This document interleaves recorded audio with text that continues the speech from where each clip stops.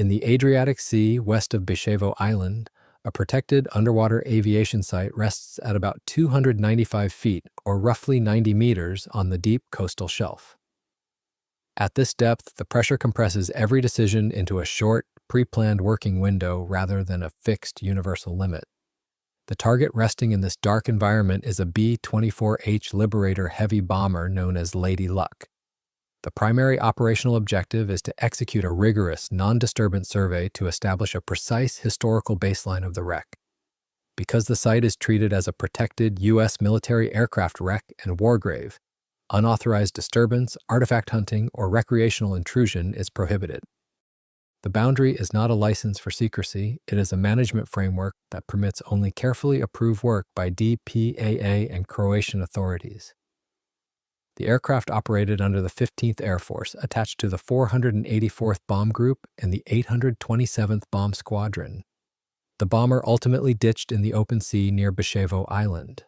This specific location is directly tied to the geographic proximity of Vis Island. The emergency airstrip on Vis served as a critical lifeline for heavily damaged bombers returning from targets in Central Europe. Lady Luck lies just short of that final geographic threshold. The resulting resting place creates a complex jurisdictional and operational challenge for modern investigators. At 295 feet, the wreck can be surveyed only through measured observation. Confirming the location, mapping external boundaries, and recording the airframe's condition without disturbing debris.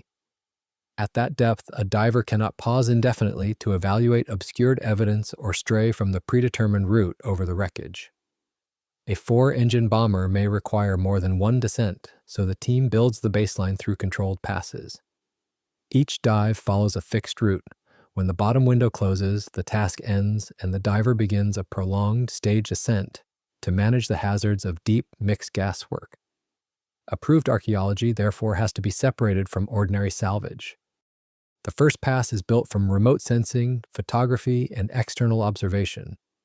Where sediment or growth hides evidence, any excavation, screening, movement, or recovery must be planned, documented, and formally authorized.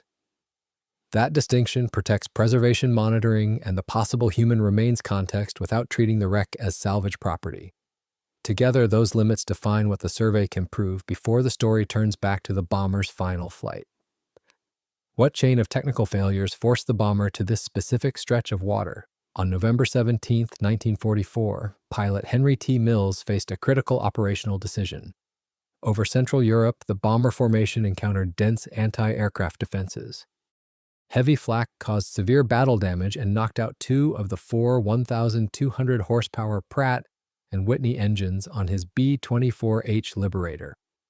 Maintaining position within the protective combat box became impossible. He chose to divert the crippled bomber toward the Allied emergency airstrip on Vis Island in Croatia. That choice turned the remaining flight into an energy management problem. Vis and the Plisko-Polje strip offered the nearest practical Allied emergency refuge, but reaching it across open water required the remaining 2 engines to preserve enough airspeed while dragging a damaged bomber toward the island runway. Flying a heavy bomber with asymmetric thrust creates immense drag, requiring constant rudder and flight control inputs just to keep the nose pointed toward the destination. With 10 crew members aboard, the aircraft steadily lost altitude over the open water. Approximately 15 minutes away from the Vis runway, the remaining 2 engines failed completely. The loss of all forward thrust immediately removed the option to reach the safety of the island. The operational decision matrix instantly collapsed to a single necessary action. The pilot had to execute a water ditching in the open sea. Without engine power, the aircraft became a massive, unpowered glider. To maintain control, the pilot had to preserve enough airspeed for the final approach and flare above the waves. The published wreck investigation confirms the outcome, not every control input. For a B-24, ditching was hostile territory. The high wing, broad fuselage, and bomb bay section offered no guarantee that the airframe could absorb a sea impact cleanly. The hard strike concentrated force around the central fuselage, near the ammunition and mid-body section, and the aircraft broke into major sections in less than a moment. The failure point can be described with confidence. The full engineering sequence should not be overstated. This massive structural separation immediately altered the buoyancy of the wreckage. published accounts agree on the core outcome. Henry T. Mills was the only survivor from a 10-man crew. One crew member's body was recovered, while 7 others are still treated in the archaeological reporting as missing. Older mission narratives differ in some individual details about who escaped the wreckage before drowning. The safer baseline is that the impact killed or trapped most of the crew, and Mills survived in the water until he was rescued. That breakup left investigators with a wreck whose identity and layout would have to be proven from the seabed, not from a complete airframe. With the heavy aft section sinking instantly, how could the site be localized and verified decades later? The archaeological site was officially discovered in 2015 by diver Sinisha Ijakovic of the ISSA Diving Center in Komija, and identified in 2019. Earlier local accounts describe a discovery trail involving fishermen and divers, with one version placing the story in 2017. So the conservative operational timeline remains discovery in 2015, identification in 2019, and DPAA organized research from 2021 onward. Finding the target only opened the next problem, reaching and documenting it on the deep coastal shelf. Reaching the target requires advanced technical access, not ordinary compressed air scuba.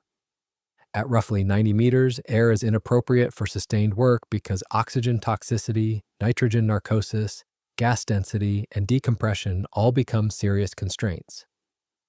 Investigators can use mixed gas technical diving, closed-circuit rebreathers, AUVs, ROVs, sonar, and photogrammetry, depending on the phase of the mission.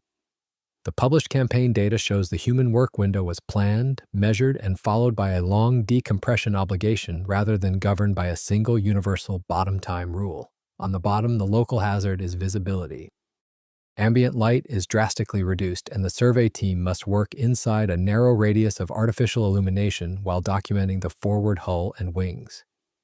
Closed-circuit rebreathers can extend depth capability and reduce exhaust, but preservation still depends on standoff distance, buoyancy control, lines, imaging discipline, and approved procedures.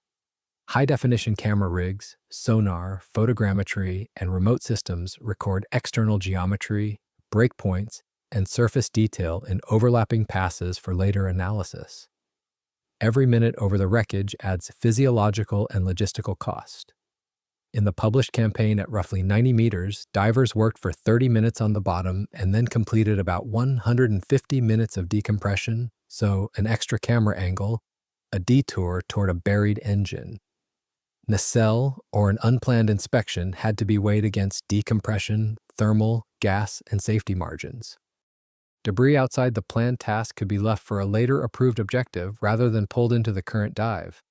The resulting record is cumulative. Each controlled pass adds one segment to the baseline and confirms the orientation of the forward hull and its external surfaces. With mere minutes on the bottom, what physical baseline can be definitively proven without touching the wreck? The baseline now narrows to the coherent forward structure, the massive forward hull, the continuous center wing section, and the remaining engines. Investigators have to decipher that cluster from a standoff position, working around the snag hazards of the shattered wing center section without using the wreck itself for support or access. Local diving documentation in 2018 helped bring public attention to the wreck and its identity.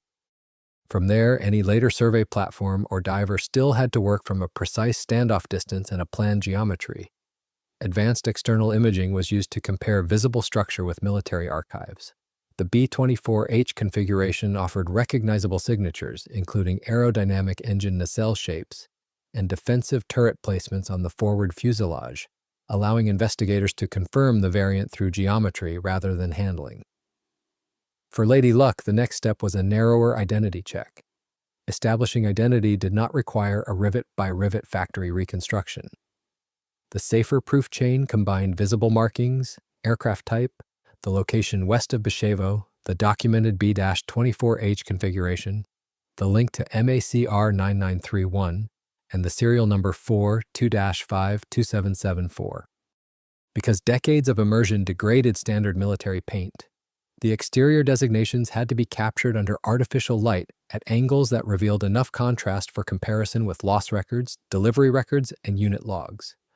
That was the central knowledge gain of the identification phase. Authorized work therefore has to be distinguished from casual handling. Documentation of the remaining engines and forward flight deck established a comparative record, while later approved teams used photogrammetry, targeted excavation, sediment screening, and limited movement or handling of materials under Croatian conservation approval and DPAA standards. The important limit was not that nothing could ever move. It was that recreational salvage and unapproved artifact removal were barred while investigators preserved the legal and ethical framework around a war grave.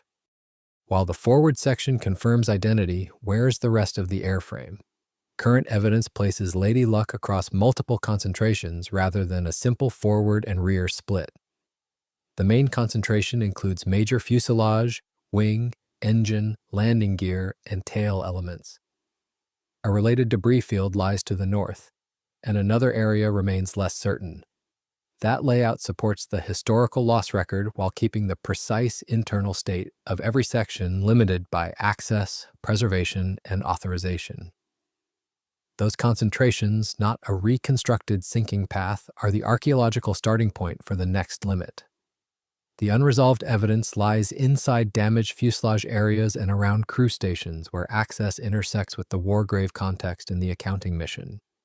Unauthorized cutting, shifting, or intrusion would violate the protection framework, but under approved DPAA and Croatian procedures, targeted excavation, examination of the fuselage interior, and carefully documented movement of selected wreckage may be considered when justified. The interior condition therefore remains unresolved in the public baseline, not permanently beyond investigation. The same limit governs the cockpit and forward fuselage.